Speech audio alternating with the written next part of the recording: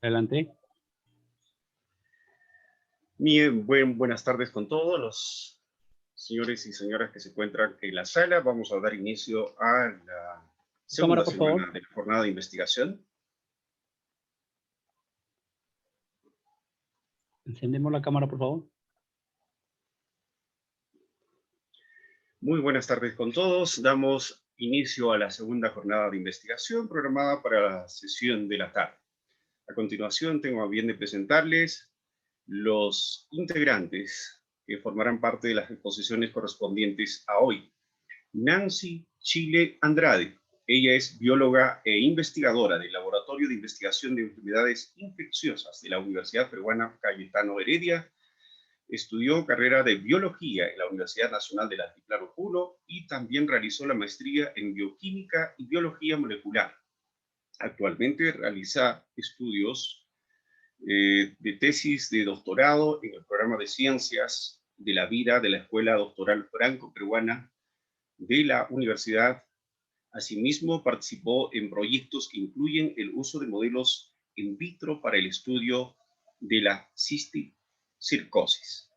De igual forma, presentamos también a Emilio Ramírez Roca, químico farmacéutico, maestro en gerencia en servicios de salud, magíster en bioquímica y doctor en farmacia y bioquímica, con 25 años de experiencia en la docencia universitaria, docente principal de la Universidad Nacional San Cristóbal de Pomanga, Ayacucho, dedicado a la investigación de los recursos naturales y los procesos bioquímicos, con publicaciones en revistas en ciencia e investigación de la Universidad Nacional Mayor de San Marcos y Cielo, y asimismo ganador en 2 oportunidades del mejor proyecto de investigación y del proyecto FOCAM 2016. También estará esta tarde con nosotros María Custodio Villanueva, y es bióloga graduada en la Universidad Nacional de Trujillo, magíster en ciencias, biotecnología y doctora en ciencias ambientales y desarrollo sostenible.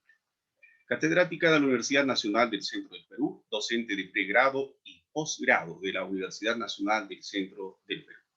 Experiencia en investigación en ecosistemas acuáticos continentales. Su investigación actual se centra en la gestión del agua a nivel de cuencas, biodiversidad, impactos ambientales, evaluación del riesgo ambiental y humano. De la misma forma, esta tarde está con nosotros Carmen Silva Correa. Ella es docente de la Facultad de Farmacia y Bioquímica de la Universidad Nacional de Trujillo, maestra en Ciencias Químicas, título de segunda especialidad en Toxicología y Química Forense, doctorando en Ciencias Biomédicas, investigador RENACIT, investigaciones realizadas en las áreas de toxicología, farmacología y productos naturales. Bien, son los expositores de esta tarde. Y a continuación vamos a iniciar con la primera exposición que corresponde al área de ciencias médicas 3 y indicarles que cada expositor tiene 15 minutos para su exposición. El tema, cultivo in vitro de pozocósferas de Taenia solium e identificación de proteínas antígenas a cargo de Nancy Chile Andrade. Adelante, Nancy. Disculpen, mi audio estaba apagado. Muchas gracias. Bueno, bienvenidos a este gran evento. Voy a compartir mi pantalla para presentar el tema. Muy bien. Bueno, vamos a iniciar con las presentaciones. Un momento.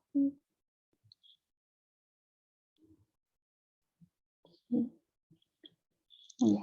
Bueno, vamos a iniciar con esta primera presentación que, como ya mencionó el doctor, lleva como título Cultivo in vitro de pozoncósferas de Taenia solium e identificación de proteínas antigénicas. Bueno, este trabajo ha sido realizado en el Laboratorio de Investigación de Enfermedades Infecciosas de la Universidad Peruana Cayetano Heredia. Bueno, como una introducción al tema, bueno, voy a hablar un poco acerca del parásito con el que trabajamos en el laboratorio, que es Taenia solium. Como ustedes ven en las diapositivas, o en esta diapositiva de acá, están observando el ciclo de vida de este parásito, ¿no? Que causa dos enfermedades, una que es la teniasis y la otra que es la cisticercosis. En cuanto a la cisticercosis, que viene a ser el establecimiento del estadio larval conocido como el cisticerco a nivel de tejidos o a nivel del ojo o a nivel del cerebro, ¿no? Cuando este se instala en este último a nivel del cerebro, la enfermedad es conocida como la neurocisticercosis, la cual representa un problema de salud pública en países endémicos, tales como nuestro país. Esta enfermedad afecta del 10 al 20% de los habitantes, como ya mencioné, de regiones endémicas, y uno de los síntomas que presenta a la persona que tiene esta parasitosis es justamente las convulsiones, ¿no? Que pueden llegar a desarrollar cuadros de epilepsia, ¿no? Se ha reportado que de todos los casos de epilepsia, el 30% es ocasionado por este parásito. Aquí en esta imagen se puede observar una imagen del cerebro, ¿no? En donde se muestra justamente el establecimiento de 3 de estos cisticercos a nivel del cerebro, del parénquima cerebral, ¿no? Acá os señalo uno, aquí está el otro y acá el tercero, ¿no? Y justamente dependiendo del número de la ubicación de estos cisticercos en el cerebro, ¿no? La persona va a desarrollar la sintomatología. En esta diapositiva se muestra justamente las zonas endémicas o las regiones endémicas de esta enfermedad o de esta parasitosis, ¿no? Las cuales están de color rojo, ¿no? Son países de Latinoamérica, como por ejemplo el Perú. También es endémico en regiones de África y de Asia. En cuanto al Perú, las zonas endémicas de Taenia solium son el norte, de Perú, la costa y la parte sur del Perú, ¿no? Y justo en estas regiones, ¿no? Que son endémicas, nosotros realizamos estudios epidemiológicos con el objetivo de captar pacientes que presenten el estadio adulto a nivel del intestino, ¿no? Con la finalidad de darles tratamiento y obtener los estadios adultos para realizar esta investigación, ¿no? Y a partir de estos estadios adultos obtenemos justamente los huevos, y a partir de estos huevos obtenemos las oncósferas que nos sirven para obtener los estadios posoncosferales o las formas posoncosferales de Taenia solium. Muy bien, para conocer un poco de las formas posoncosferales o de las posoncósferas de Taenia solium, como se menciona en el título, ¿no? Debemos de recordar cómo es que una persona adquiere esta enfermedad, ¿no? Cómo es que adquiere la neurocisticercosis. Esta enfermedad se inicia, ¿no? Justamente cuando una persona ingiere accidentalmente el huevo del parásito. Este huevo es liberado por el estadio adulto que se encuentra a nivel del intestino de una persona que tiene teniasis, ¿no? Entonces hay que recordar un poco la estructura de este huevo, que viene a ser la cubierta gruesa llamada embrióforo, y en el interior contiene un embrión que tiene 6 ganchos, conocido como el embrión hexacanto o también denominado como la oncósfera. Entonces, acá tenemos a una persona, ¿no? sana, que va a adquirir justamente la enfermedad al ingerir estos huevos, ¿no? Acá se representa el huevo. Este huevo va a proseguir su camino, ¿no? Llegando a nivel del estómago. Una vez en el estómago, gracias a los jugos gástricos, ¿no? Este huevo va a perder su envoltura, quedando libre la oncósfera, ¿no? Esta oncósfera va a seguir su recorrido hasta el intestino, y en el intestino, esta oncósfera, gracias a los jugos intestinales, va a empezar su proceso de activación, ¿no? En donde la oncósfera se va a desprender de su membrana oncosferal gracias al movimiento de sus ganchos que presenta, y va a estar lista para poder adherirse y atravesar la primera barrera, que viene a ser la barrera intestinal, para luego llegar a nivel del torrente sanguíneo y poderse dirigir hacia el cerebro en este caso, en donde esta oncósfera se va a establecer, va a proseguir su desarrollo hasta la forma posoncosferal, y la forma posoncosferal va a proseguir su desarrollo hasta el cisticerco. Entonces, explicando en este otro dibujo, ¿no? A través de la circulación, esta oncósfera va a llegar a nivel del cerebro, en donde tiene que atravesar otra barrera, que es la barrera hematoencefálica, en donde están justamente las células del hospedero, que también lo protegen frente a infecciones, ¿no? Entonces, esta oncósfera tiene que atravesar, ingresar, establecerse hasta posoncósfera, y luego la posoncósfera desarrollar hasta cisticerco, ¿no? Entonces, el objetivo de nuestro estudio es justamente estudiar a estas posoncósferas que hasta la fecha no se conoce mucho acerca de su morfología ni de sus proteínas, ¿no? Que pueden ser importantes, ¿no? Que ahora mismo los voy a mencionar. Entonces, a las posoncósferas se les denomina o se les define como formas intermedias, como ven acá, entre la oncósfera activada y el cisticerco, ¿no? Y como mencioné, sus proteínas aún no han sido estudiadas, ¿no? ¿Por qué es importante estudiar las proteínas de este estadio? Es importante porque al ser un estadio previo al cisticerco, que es el que ocasiona la enfermedad, ¿no? Estas proteínas pueden ser evaluadas, ¿no? Como candidatos al diagnóstico. Además, es importante también estudiar estas proteínas porque a nivel de, ya que estas se establecen a nivel del tejido, en este caso a nivel de cerebro, ¿no? Se pueden establecer o plantear blancos para el desarrollo de vacunas que inhiban el desarrollo de esta posoncósfera hasta su siguiente estadio, que viene a ser el cisticerco. Y también estas proteínas serían importantes que podrían explicar justamente cuál es el mecanismo de evasión que utiliza la posoncósfera para lograr permanecer en ese tejido y llegar a desarrollar hasta cisticerco. Por ese motivo, el objetivo o los objetivos de esta pequeña parte del proyecto es obtener un modelo in vitro, ¿no? O desarrollar un modelo in vitro con el objetivo de obtener estos estadios o formas posoncosferales, ¿no? Para luego identificar las proteínas antigénicas que presentan, ¿no? Mediante estas técnicas que son el Western blot y la espectrometría de masas. Entre los métodos para poder desarrollar estos objetivos, ¿no? Se muestra acá justamente el esquema para cumplir el primer objetivo y el esquema para poder cumplir el segundo objetivo. En cuanto a la obtención de estas formas posoncosferales, lo que hemos optado es utilizar el cultivo, ¿no? Cultivar las oncósferas activadas, ¿no? Utilizando células como un sustrato, como un medio o una fuente de nutrientes para que la oncósfera activada pase al siguiente estadio, que es la posoncósfera. También se ha optado por utilizar solo el medio, que podría ser también suficiente para estimular o para promover el desarrollo de oncósferas activadas hasta posoncósferas, ¿no? Se ha utilizado estas dos alternativas para ver en cuáles de estas podemos obtener las formas posoncosferales.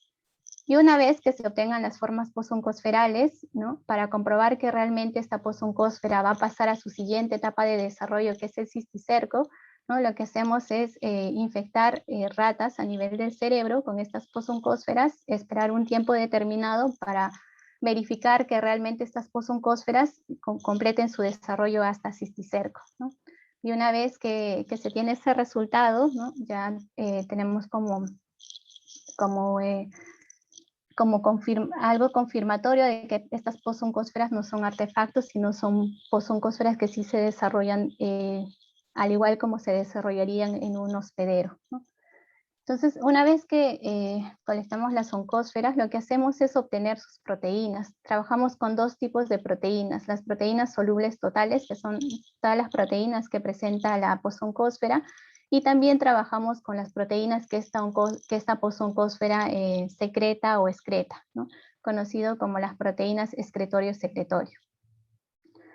Bueno, una vez obtenidas ya las proteínas, pasamos a la siguiente parte de la metodología, que es la identificación de proteínas antigénicas, para lo cual estas proteínas extraídas las separamos de acuerdo al peso molecular, ¿no? Utilizando esta técnica que es la electroforesis, ¿no? En este caso en geles de poliacrilamida.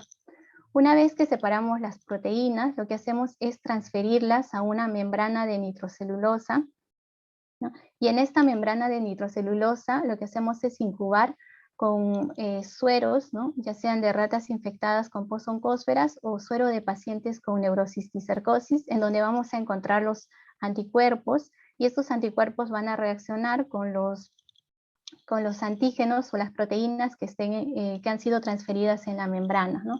Esto con el objetivo de poder identificar las proteínas inmunogénicas o las proteínas antigénicas. Una vez que se han identificado las proteínas de interés, lo que hacemos es cortar esta banda de interés donde están nuestras proteínas, ¿no? Que nos interesa, y estas, en nuestro caso, nosotros le enviamos a un laboratorio para que le hagan la espectrometría de masa y poder identificar qué proteínas están en la banda que hemos elegido. Como resultados se tiene lo siguiente, ¿no?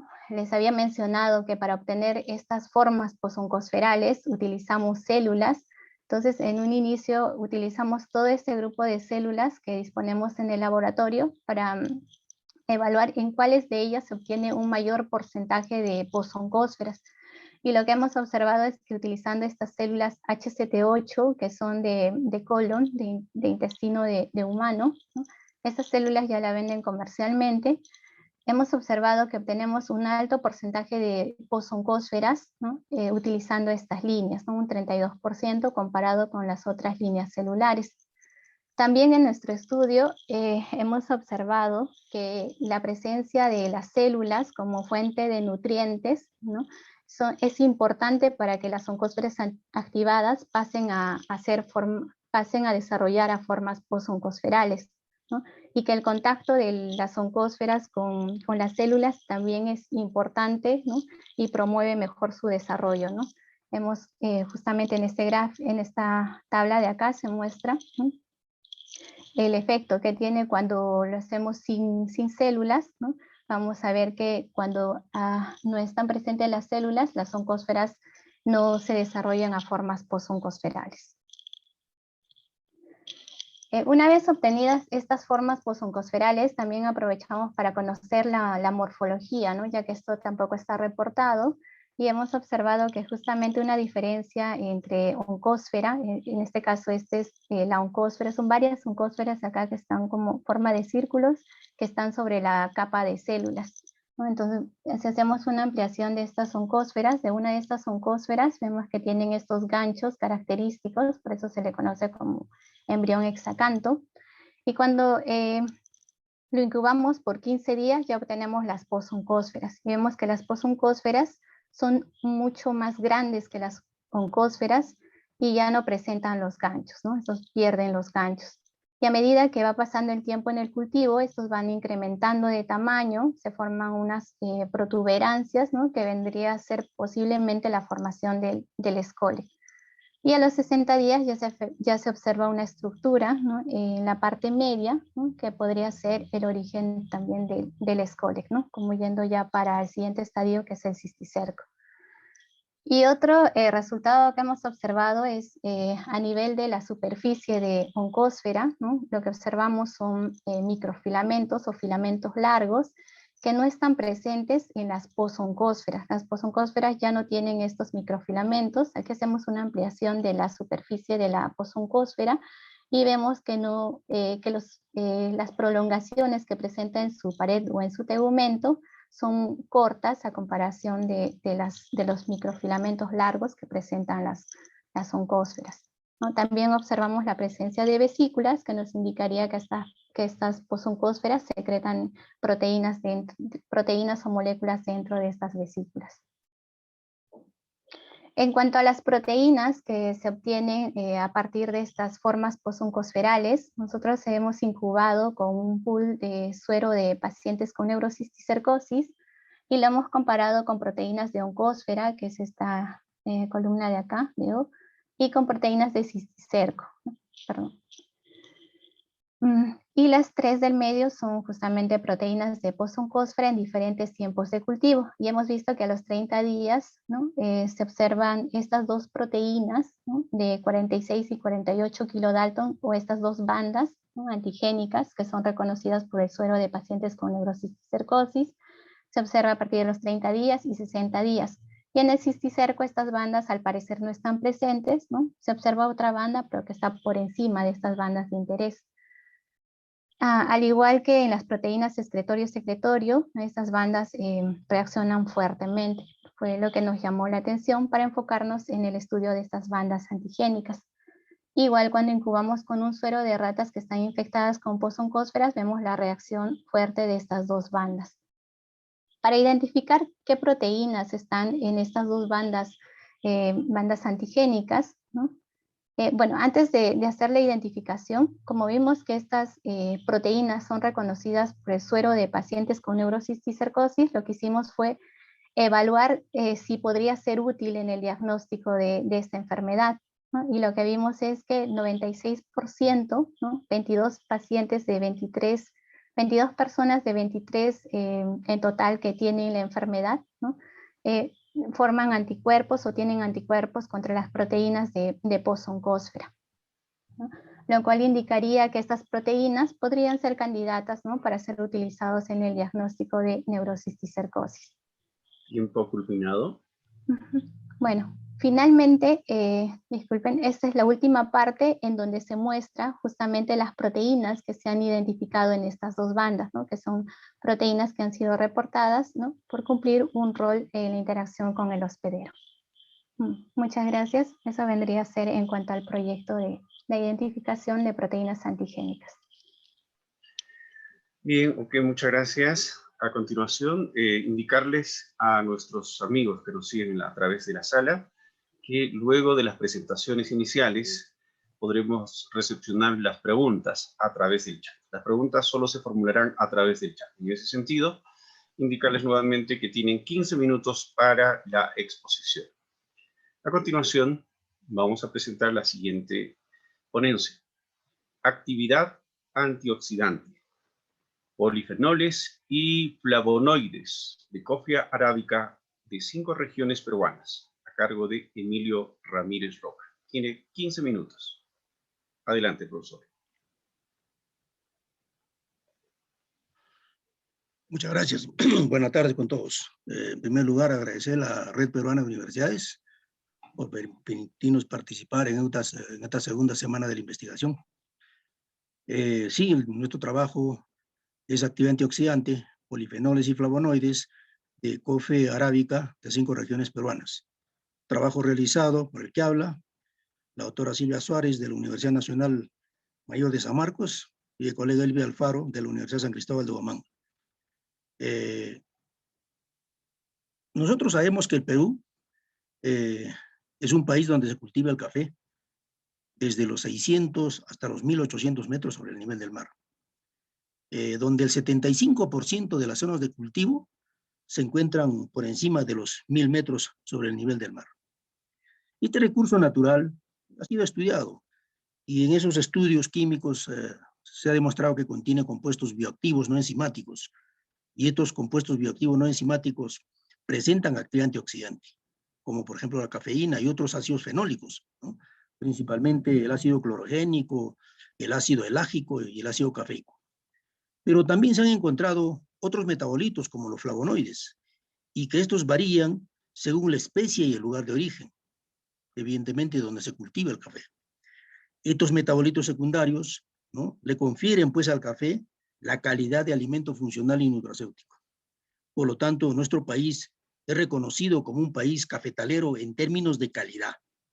Sin embargo, muchos estudios que se realizan respecto a este recurso natural tan importante están orientados principalmente a sus aspectos de cultivo, de procesamiento y de calidad organoléptica, siendo escasos pues los estudios sobre sus propiedades funcionales de los compuestos bioactivos que presenta. Por ello es que nosotros hemos ejecutado este trabajo y la parte experimental lo hemos desarrollado de la siguiente forma. Hemos preparado las muestras y los extractos, ¿no? Para ello, primero hemos recolectado las muestras de estas 5 regiones, ¿no?, del país, aproximadamente 1 kilo cada uno de ellos, ¿no? Ya contando con las muestras, lo hemos sometido lo hemos lavado los granos, ¿no?, con agua bidestilada, luego con hipoclorito al 0.1% y nuevamente con agua bidestilada. Seguidamente se ha procedido a secar los granos. Una vez secos se han pelado, ¿no? Después se han sometido al proceso de tostación con una tostadora en acero inoxidable, a una temperatura de 200 a 220 grados centígrados, aproximadamente de 8 a 12 minutos, ¿no? Y luego se sometió a la molienda. El café tostado y molido, ¿no? Lo hemos utilizado para preparar los extractos al 2%. Y este extracto al 2% se preparó, ¿no es cierto?, utilizando evidentemente agua bidestilada a 80 grados centígrados con una agitación de 30 minutos. Obtenido el extracto, ¿no?, este extracto acuoso, ¿no?, se ha utilizado para determinar las propiedades físicas del mismo. Y luego, este extracto acuoso al 2% ha sido filtrado, y en el filtrado, el filtrado se ha utilizado para determinar o evaluar su capacidad antioxidante y la cuantificación de fenoles totales y flavonoides. Doctor Emilio, una consulta. Sí. ¿Está compartiendo su PPT? Sí. No lo estamos viendo. A ver, disculpe.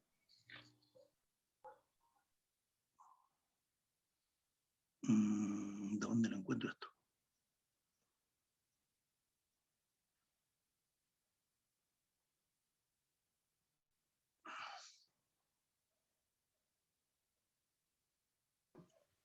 No sé dónde lo ubico, no lo ubico. En la parte inferior, ahí está la compartir pantalla, hay una opción con una flechita.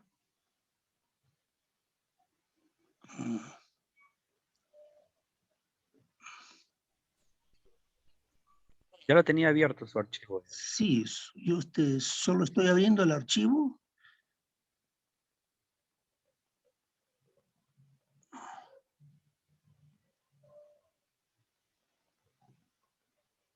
¿Ahora? ¿Ahora se ve? ¿Ahora se ve? Disculpen, pensé que estaba compartiendo la pantalla. Le decía que en la parte experimental hemos procedido de esta manera. Primero hemos lavado los granos, ¿no?, con agua bidestilada, hipoclorito, luego agua bidestilada.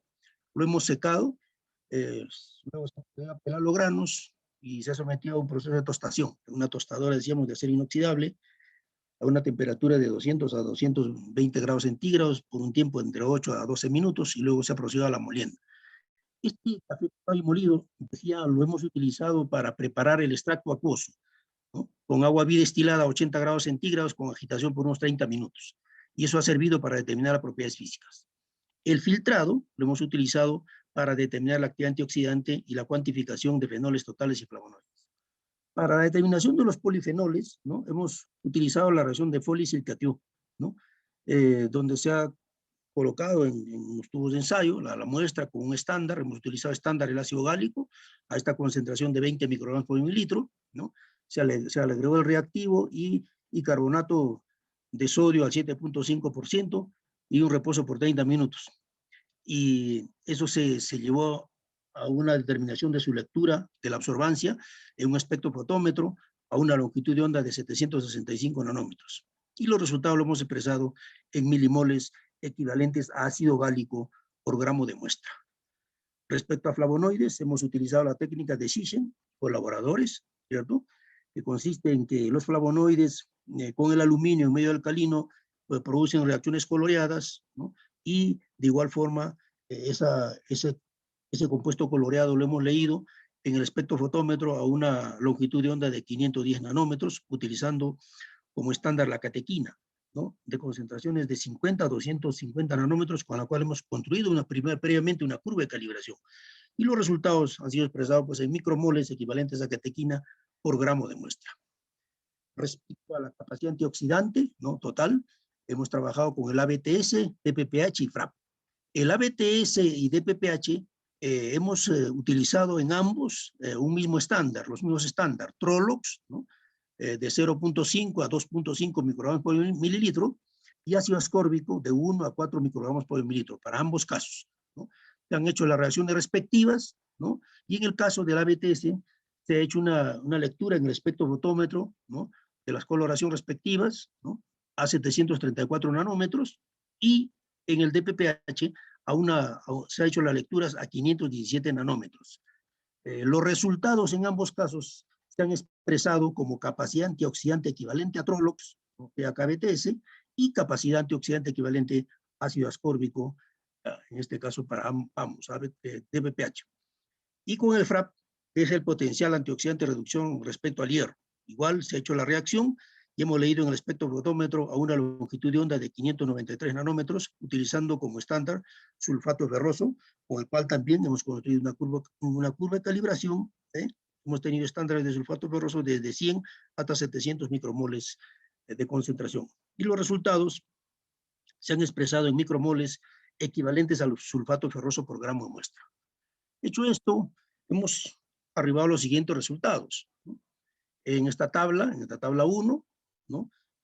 Nosotros se observa los resultados, ¿no es cierto?, de las propiedades físicas de los extractos de cofea arábica, ¿no?, procedente de estas 5 regiones del país. Y podemos observar allí estas propiedades físicas como su densidad aparente, que están expresadas en gramos por mililitro, y los sólidos solubles en grados Brix, no mostraron diferencias significativas. Por lo tanto, las modificaciones que pudieron haber por efecto del tratamiento no afectaba a estas propiedades físicas de estas muestras analizadas. En ese sentido, la temperatura, ¿no?, sería pues uno de los factores ambientales determinantes para la producción homogénea de compuestos bioactivos como los fenoles, flavonoides y probablemente otros metabolitos secundarios presentes en este recurso natural tan importante que se produce en nuestro país. En esta figura número 1 se observa el contenido de fenoles totales y flavonoides, en la que tampoco encontramos diferencias significativas entre los resultados de las diferentes muestras. Y es importante también resaltar aquí que este contenido similar se refleja en esta relación flavonoides, ¿no?, flavonoides, polifenoles totales. La ausencia, ¿no es cierto?, de diferencias significativas en el contenido de estos fenoles totales, ¿no es cierto?, los fenoles totales, refleja pues que la producción de estos compuestos orgánicos